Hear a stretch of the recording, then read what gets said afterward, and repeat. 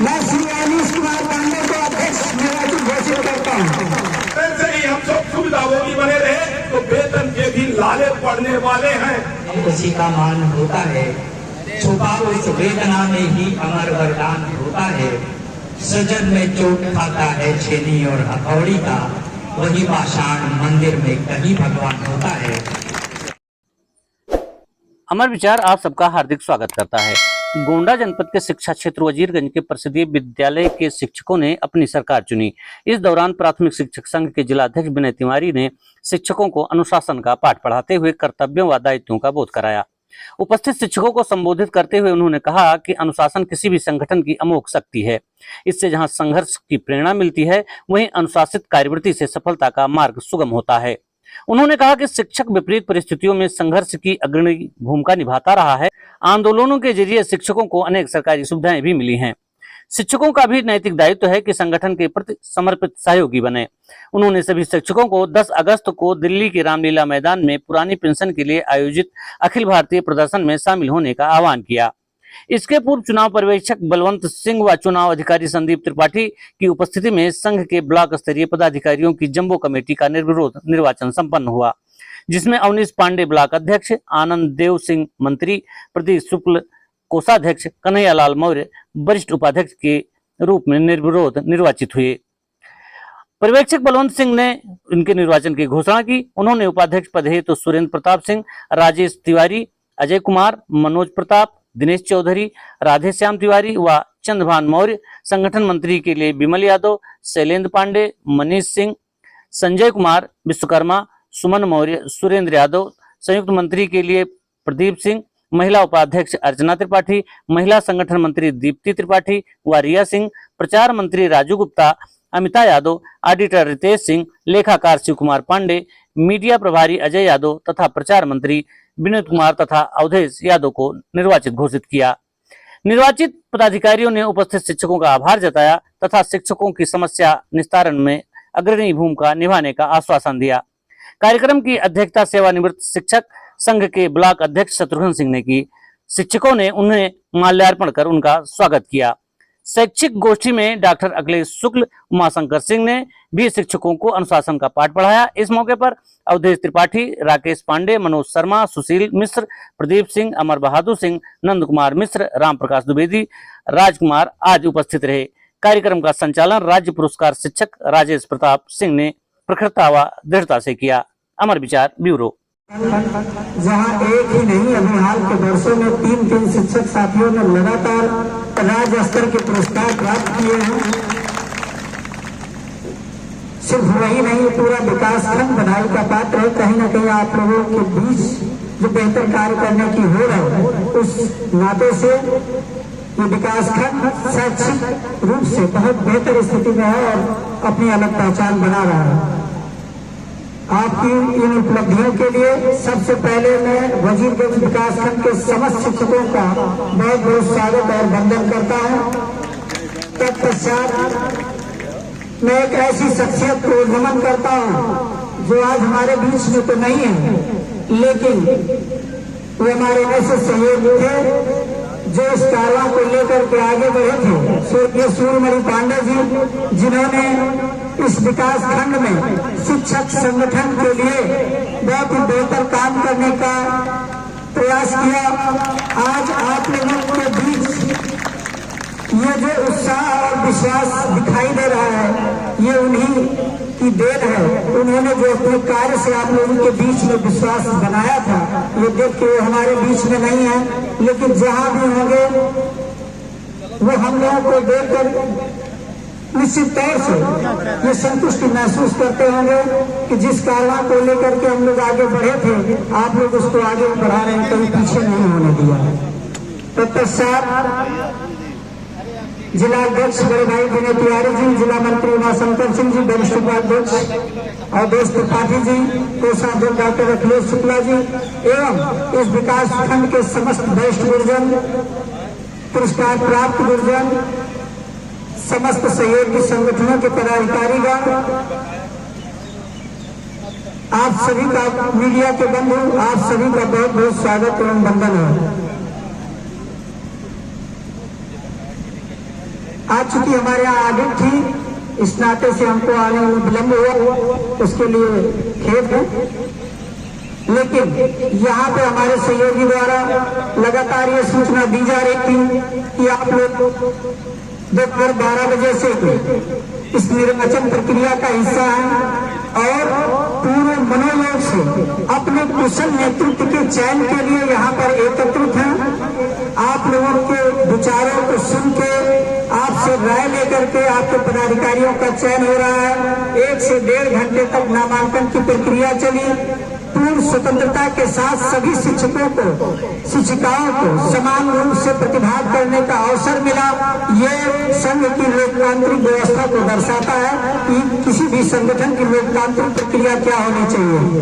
किसी भी खुले मंच से निर्वाचित पदाधिकारी के ऊपर ये दबाव होता है बाद में कि वो दलाली मक्कारी से बचे और शिक्षा और शिक्षक के हित में काम करें। तो मैं बहुत ज्यादा समय न लेते हुए आज की इस निर्वाचन प्रक्रिया के प्रारंभ कराने के लिए, संपन्न तो हुई नहीं है लेकिन प्रारंभ कराने के लिए जनपदीय पदाधिकारियों, हमारे निर्वाचन सहयोगियों, समस्त आगंतुक संगठनों के पदाधिकारियों का बहुत बहुत आभार व्यक्त करता हूँ। और साथ ही अब वो क्षण जिसके लिए आप लोग यहाँ एकत्रित हुए हैं, जो भी आप लोगों ने पदाधिकारी निर्वाचित किए हैं, उनके नामों की घोषणा की जाती है। सबसे पहले अध्यक्ष पद पे एकल नामांकन होने के नाते मैं श्री अनीश कुमार पांडे को अध्यक्ष निर्वाचित घोषित करता हूं।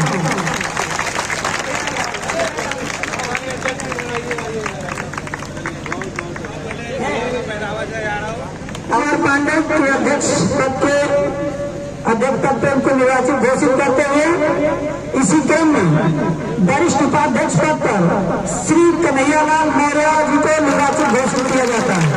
श्री कन्हैयालाल मौर्य जी दिखाई नहीं दे रहा भाई, कहाँ चुप गए? मौर्य जी निर्वाचित घोषित हुए हैं। इसी क्रम में अब मैं मंत्री पद पर एकल नामांकन होने के नाते श्री आनंद देव सिंह को निर्वाचित घोषित करता हूँ।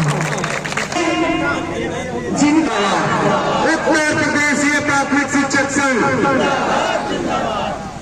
बोलेंगे अपने स्वर्गीय अध्यक्ष जी भाई सूर्यमणि भैया जी के लिए अमर रहे। श्री सूर्यमणि पांडे जी, श्री सूर्यमणि पांडे जी, बहुत बहुत धन्यवाद। सभी जनपदीय पदाधिकारीगण, हमारे आदरणीय अध्यक्ष जी, आदरणीय गंज के प्रांगण में उत्तर प्रदेश प्राथमिक शिक्षक संघ के त्रैवार्षिक निर्वाचन अधिवेशन और शैक्षिक संगोष्ठी में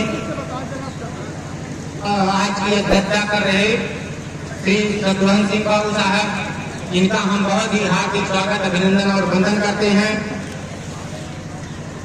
उत्तर प्रदेश प्राथमिक शिक्षक संघ के जिलाध्यक्ष आदरणीय विनय तिवारी जी पधारे हैं। हम उनका बहुत बहुत स्वागत, अभिनंदन और वंदन करते हैं। उन्हीं के साथ जिला मंत्री आदरणीय उमाशंकर सिंह जी पधारे हैं। हम उनका भी बहुत बहुत स्वागत, अभिनंदन और वंदन करते हैं। जिला कोषाध्यक्ष आदरणीय डॉक्टर अखिलेश शुक्ला जी भी पधारे हैं। हम उनका भी बहुत बहुत स्वागत, अभिनंदन और वंदन करते हैं। जिला के वरिष्ठ उपाध्यक्ष आदरणीय बड़े भैया श्री अवधेश त्रिपाठी जी भी पधारे हैं। हम उनका भी बहुत बहुत स्वागत, अभिनंदन और वंदन करते हैं। ब्लॉक अध्यक्ष तरफगंज आदरणीय बलवंत सिंह जी भी हमारे बीच में उपस्थित हुए हैं। हम उनका भी बहुत बहुत स्वागत, अभिनंदन और वंदन करते हैं। उन्हीं के साथ चुनाव श्री संदीप त्रिपाठी जी भी पधारे हैं। उनका भी बहुत बहुत स्वागत, अभिनंदन और वंदन करते हैं। उन्हीं के साथ साथ डॉक्टर राजेश प्रताप सिंह जी भी मंच पे विराजमान हैं। उनका भी बहुत बहुत स्वागत, अभिनंदन और वंदन करते हैं। हमारे पूर्व वरिष्ठ एबीआरसी श्री राजनाथ मिश्रा जी भी मंच पर मौजूद है। उनका भी बहुत बहुत स्वागत, अभिनंदन और वंदन करते हैं। और इस कार्यक्रम को सफल बनाए, इसके लिए आप सभी का बहुत बहुत आभार, अभिनंदन और वंदन करते हुए नमन करता हूँ। बहुत बहुत धन्यवाद। धन्यवाद। उसी का मान होता है, छुपा उस वेदना में ही अमर वरदान होता है। सजन में चोट खाता है छेनी और हथौड़ी का, वही पाषाण मंदिर में कहीं भगवान होता है। संगठन के लिए आप लोग यहाँ पर आए। सभी शिक्षिका बहनों, आदरणीय गुरुजनों, हमारे शिक्षक साथियों, सभी को मैं नमन करता हूँ, वंदन करता हूँ, बहुत बहुत आभार व्यक्त करता हूँ। दो पंक्तियां, धरा बेच देंगे, गगन बेच देंगे, धरा बेच देंगे, गगन बेच देंगे, कली बेच देंगे, सुमन बेच देंगे। घर सो गए ये कलम के सिपाही, घर सो गए ये कलम के सिपाही, यानी शिक्षक जिनकी लेखनी से सरकारें भी हिलती। तो वतन के पुजारी वतन बेच देंगे, वतन के पुजारी वतन बेच देंगे। आप लोगों का बहुत बहुत आभार, जो आप लोगों ने यहाँ पर दायित्व जिम्मेदारी हम लोगों को दी है। हम और हमारी पूरी कार्यकारिणी आप लोगों के मार्गदर्शन में, आप लोगों के सुझाव में सदैव दिन रात आपकी सेवा में लगी रहेगी। किसी भी शिक्षक को किसी भी तरीके से प्रताड़ित नहीं किया जाएगा। प्रार्थी हूँ, क्योंकि अपनी पीड़ा अपनों के ही बीच कही जाती है, कहीं सड़क पे नहीं कही जाती। माँ सरस्वती के चरणों में प्रणाम करते हुए मैं अपने प्रिय साथी और इस ब्लॉक में संगठन को एक नई ऊंचाई देने वाले स्वर्गीय सूर्यमणि पांडे जी के चरणों में नमन करते हुए उन्हें भावभीनी श्रद्धांजलि अर्पित करता हूँ। मंच पर बैठे हमारे सभी संघर्षशील प्रबुद्ध साथी, अध्यक्षता कर रहे प्राथमिक शिक्षक संघ वजीरगंज के पूर्व अध्यक्ष आदरणीय शत्रुघ्न सिंह बाबू साहब, हमारे साथ हमारी जिला कार्य समिति के सभी सम्मानित पदाधिकारीगण, क्योंकि नाम लेने में बहुत समय जाएगा। आप लोग सोच रहे हो कार्यक्रम खत्म हो हम तुरंत चले यहाँ से, तो सभी को जो भी मंच पर बैठे हैं या सामने बैठे हैं सबको प्रणाम करता हूँ। और आप लोगों के नेतृत्व में जो आज की नई कार्य समिति आदरणीय उनीश पांडे जी अध्यक्ष और आनंद देव सिंह मंत्री के नेतृत्व में जो भी कार्य समिति गठित हुई है, मैं उसे शुभकामनाएं और बधाई प्रेषित करते हुए इतना कहना चाहता हूं कि जब भी आप लोगों के कार्यों के लिए संघर्ष की बात हो या जो भी समस्या हो, जहां कहीं भी जनपदीय कार्य समिति से सहयोग की आपको आवश्यकता पड़ेगी, हम सब लोग आपके साथ तन्मयता से खड़े रहेंगे। साथियों, जो मैं अभी कुछ देर पहले आपको सुना रहा था, ये भी ध्रुव सत्य है कि कहा दूसरों के लिए जाता है लेकिन वो सुन नहीं पाते। जो चले जाते हैं हम तो उनके लिए कहते हैं, लेकिन वो सुन नहीं पाते। सुनते वही लोग हैं जो पूरा समय देकर यहाँ बैठे रहते हैं, तो उनके लिए भी आप लोगों ने सुना। मैं आप लोगों का अभिनंदन करते हुए बस ये कहना चाहता हूँ कि आप सभी शिक्षक हैं और किसी भी विद्यालय में जाएंगे तो पहला वाक्य लिखा मिलेगा आपको कि अनुशासन देश को महान बनाता है। ये सब आप जानते हैं। आप भारत की सेना को देखिए, इतनी मजबूत सेना है, उसका भी ध्येय वाक्य यही है, अनुशासन सर्वोपरि है।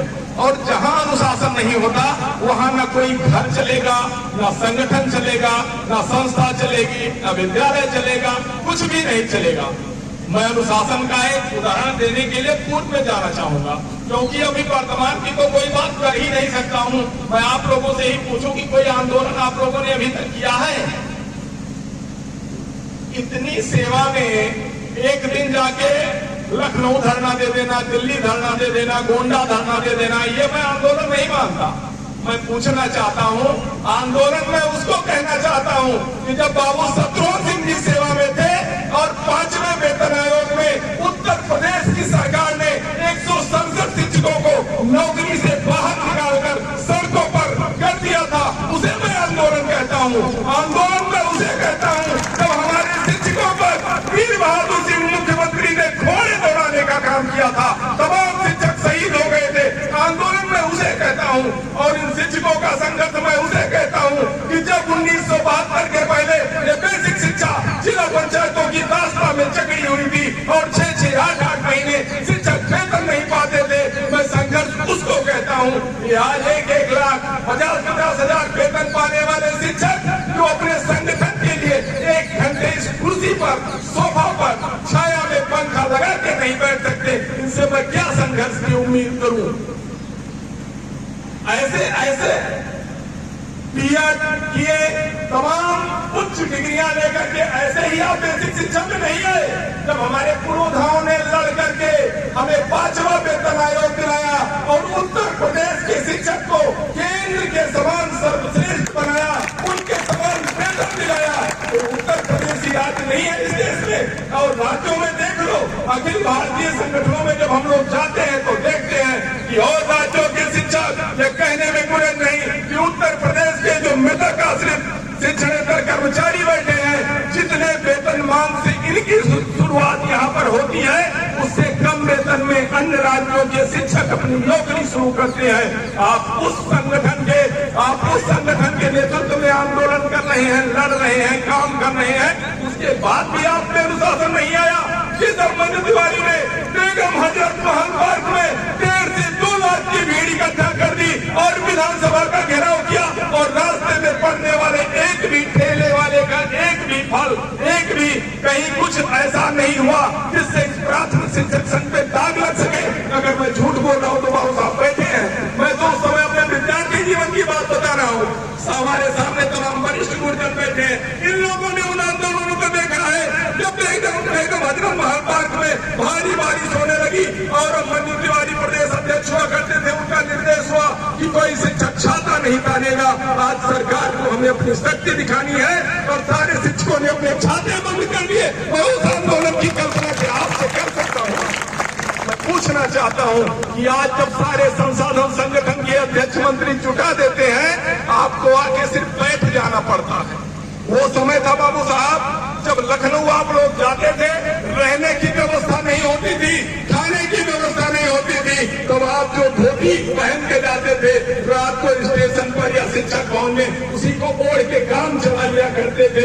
ये वो आंदोलन उस समय का संघर्ष है कि आज हम और आप इतना सम्मानजनक वेतन पा रहे हैं। टेंशन भूल जाइए, अगर ऐसे ही हम सब सुविधाभोगी बने रहे तो वेतन के भी लाले पड़ने वाले हैं। और आप सभी लोग सोशल मीडिया से जुड़े हैं, आपने देखा होगा जब इस सरकार ने एक जवाब में राज्यसभा में कहा है कि हम 8वां वेतन आयोग नहीं गठित करने जा रहे हैं। इन अफसरों को, हम शिक्षकों का वेतन बहुत ज्यादा लगता है, क्योंकि बेसिक शिक्षा हो या कोई भी शिक्षा हो, इसमें कुछ मिलता नहीं सरकार को, केवल उन्हें वेतन देना पड़ता है और तमाम बजट उनका खर्च होता है। इसलिए इसको भी निजीकरण करने की राह पर ले जा रहे हैं। अभी आप पेंशन की लड़ाई बड़े जोर शोर से लड़ रहे थे, सरकार ने कहा लड़ो पेंशन की लड़ाई, हम वेतन आयोग भी बंद कर रहे हैं। अब आपको बांट दिया, अब पेंशन की लड़ोगे कि वेतन की लड़ोगे। तो सरकार के पास बड़े हथकंडे हैं, लेकिन हमें सरकार के रहमो करम पे नहीं रहना है, हमें आपको खुद संगठित होना है। और मैं आप सबका अभिनंदन करना चाहता हूं, क्योंकि आप सब जानते हैं आजादी के आंदोलनों में भी कभी पूरे देश के लोगों ने आजादी का आंदोलन नहीं किया था। कुछ दीवाने थे जिन्होंने आजादी की लौ जलाई, आंदोलन की लौ जलाई और उसको अंजाम तक पहुंचाया।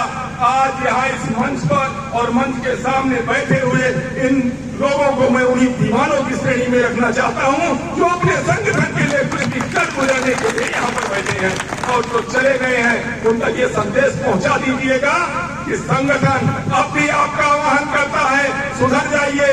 नौकरी कर रहे हैं तो संगठन को इग्नोर करके आप नौकरी भी नहीं कर पाएंगे, क्योंकि आप में से तमाम लोगों की सिफारिशें हमारे अध्यक्ष मंत्री के माध्यम से मुझ तक पहुंचती है। 15 मिनट लेट हो गए थे, अस्सी ने वेतन काट दिया है। तो मैं संगठन आपका एक दिन का वेतन, आपका एक दिन का सीएल या सीसीएल के लिए संगठन नहीं चल रहा है। ये संगठन बड़े उद्देश्य के लिए चल रहा है, जिससे हमारी आने वाली संतति, आने वाली पीढ़ी ये गर्व कर सके, जैसे हम लोग गर्व करते हैं कि हमारे पुरोधा मनोज तिवारी हुआ करते थे, जो 70 रुपया पाने वाले शिक्षक को 70,000 दिलाने का काम इन्होंने किया। ऐसा न हो जो उपलब्धियां उन्होंने लड़के दिलाई। क्या 1972 में जब बेसिक शिक्षा परिषद बनी थी तो क्या पेंशन मिलती थी शिक्षकों को? नहीं मिलती थी, ये जानकारी रखिए। उन शिक्षकों ने अपने संघर्ष के बूते लड़ते 85 में जाकर पेंशन प्राप्त किया था। तो क्या समझते हैं कि पेंशन नहीं मिलेगी? पेंशन मिलेगी और यही सरकार देगी, लेकिन उसके लिए हमें लड़ना होगा। अभी 2016 से हमने पेंशन की लड़ाई शुरू की है और आज 5-6 वर्षों में आप उसका परिणाम देख रहे हैं कि इस मुद्दे पर सरकारें बन और बिगड़ रही है और दिल्ली तक की सरकार इस मुद्दे पर चाहे वो हाँ कहे या ना कहे, लेकिन उसकी चर्चा करने के लिए मजबूर है। मैं बताना चाहता हूँ कि सरकार अगर नहीं देगी तो सरकार को बदलने में भी हम सक्षम हैं, क्योंकि गंगा की कसम, जमुना की कसम, सतलज का मुहाना बदलेगा, कुछ हम बदले कुछ तुम बदलो, ये ताना बाना बदलेगा। तो आइए 10 अगस्त को दिल्ली चलने के लिए प्राण से हम सभी एकत्रित हो, इकट्ठे हो, क्योंकि जब मैं कहता हूँ कि 500-600 किलोमीटर दूर से आकर के महिलाएं इस जनपद में नौकरी कर सकती हैं, तो क्या वो 500-600 किलोमीटर यहाँ से दिल्ली जाकर आंदोलन नहीं कर सकती? पूछना चाहता हूँ, जब आंदोलन की बात